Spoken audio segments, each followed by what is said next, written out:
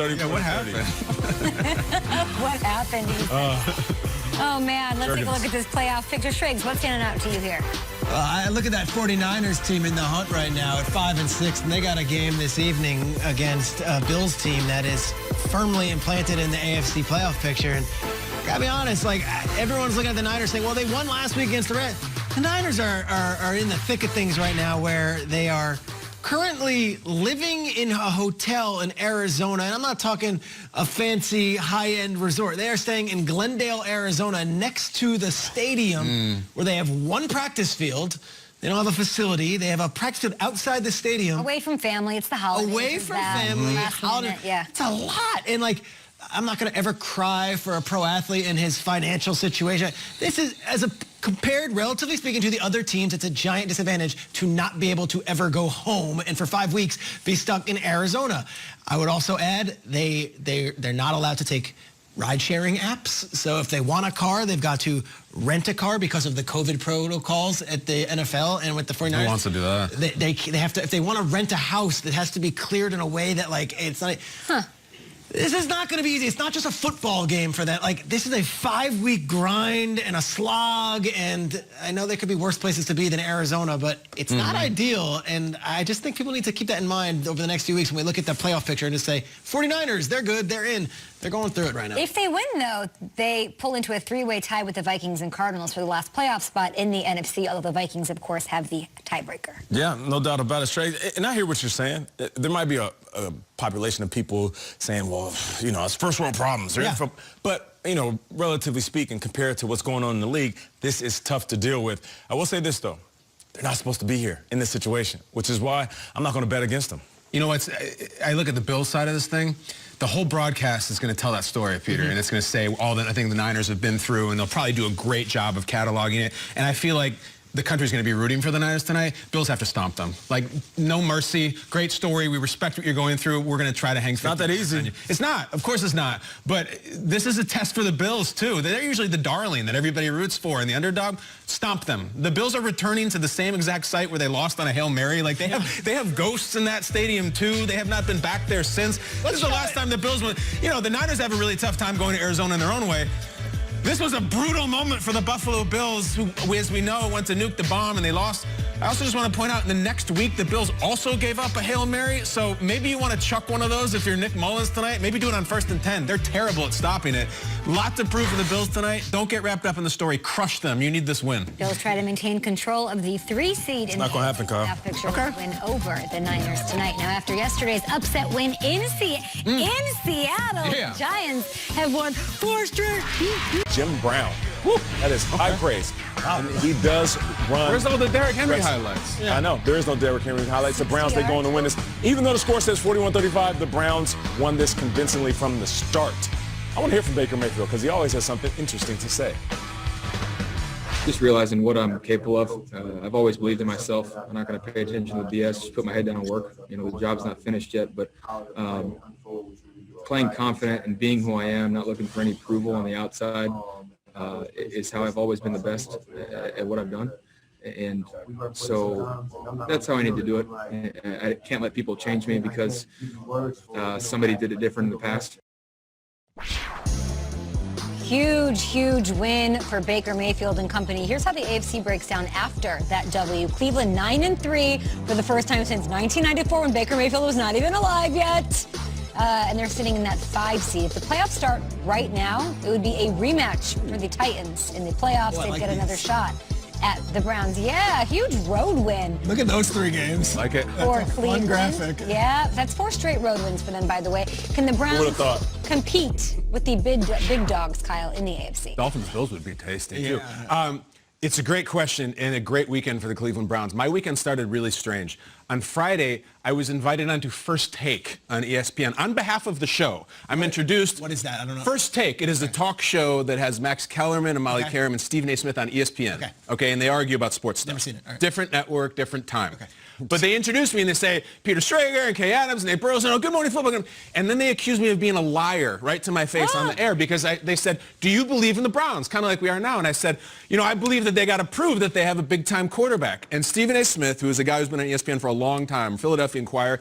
He said, I watch your show every morning. I love the show. I love the show. I love Kay. I love Peter. I love Nate. And you disrespect our show by coming in here and lying to our face that you don't know if Baker's a big-time quarterback. We already know he's not. And then Max would chime in and said, we all know he's not. He's nothing. And they get crazy on that show. They really go big. There seems to be a thing where they fight with each other, and some people think that they predetermined it. I don't. But they were screaming at me for being a liar because I thought just Baker has to prove that he's good.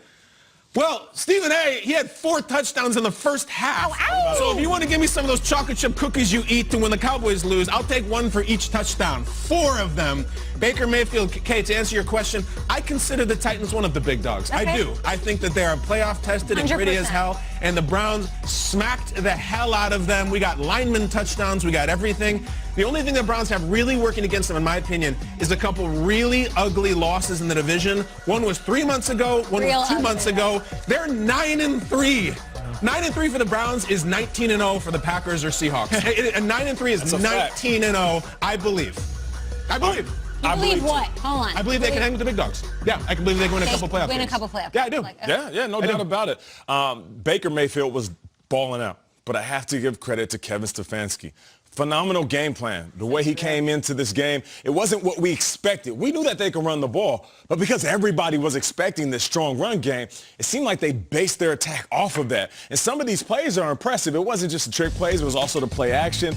I mean, just check out. You got the handoff to Chubb. He flips it to Jarvis Landry. Jarvis takes a hit, and you get a toe drag flag on the sideline with Baker Mayfield. I'll see you tomorrow. But check this out. Listen, Baker so casual. Baker so casual. Watch like this. Jarvis takes a shot. Boom. See, Jarvis just eats one. I know. So he can deliver that rock. And then we saw the trick play in the back of the end zone. Kendall Lamb, big fella, out there catches the rock. So for me, you go into this game, you're like, it's going to be hardcore running versus hardcore running. Kevin Stefanski, he knew exactly what the Titans were expecting, and he mixed it up. You talk about a mixed bag, you do that segment, Shags, he dig deep into that mixed bag and had a great game plan. First off, I'd like to address Kendrick Perkins, who I have beef with. He was on First Take the other day talking about James Harden, how he won't win the big one. Sure. James Harden was a Game 7 away from beating the Warriors. Okay, hey, Perkins be beefing. I know. I don't want to mess with Perk was on Friday, too. Ben Simmons, no mid-major jumper. I'm not messing with Perk, and I'm not messing with the Browns either. Okay. The Browns showed me something boy. yesterday. We hyped up Henry versus Chubb and Hunt all week. Derrick Henry's face was on a milk carton yesterday. Whoa. Was Baskin. Was Derrick Henry in this game? God. And he's big. Here's early in the game. It's his first fumble on 307. He had 60 yards total yesterday, and a lot of it didn't matter when the game was actually in contention. The Browns defense was flying all over the field, and I had the Taki jersey. Taki was out there, yes, but it was everyone. And I got to give credit to Nate. You went to their offensive side of the ball. Their defensive coordinator, Joe Woods, was doing things I haven't seen any defensive coordinator do to Derrick Henry. They bottled him up, but they also made Tannehill beat them in ways that Tannehill just couldn't. Look at This Henry. is a great stat.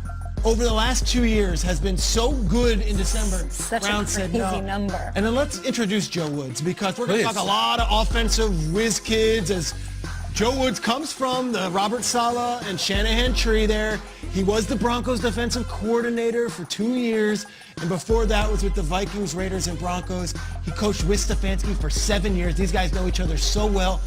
And if you're going to stop Mahomes and you're going to stop Roethlisberger and Claypool and that gang, Can they? and you're going to, I think they can, because they could control the ball early with that run game, and their defense is really good. I know they lost those games early on, but kind of in on the Browns. He plays huge, this Woods guy. I'm glad that you introduced him, because the defense is what kind of freaks me out a little bit. They have some big, they give up 35 points. I mean, in that was all division. garbage time. No, not yesterday. I'm talking about in the division, right? They lost against the Ravens and Steelers by a combined score of 73-13. Woods, hopefully Garrett being out there was huge. Stefanski saying, you know, I know like he was obviously on COVID-19 reserve, but he's coming out there. I don't see an ounce less of energy out of him. All those things are going to play huge. I'm asking you, can a team... Is it an opportunistic defense?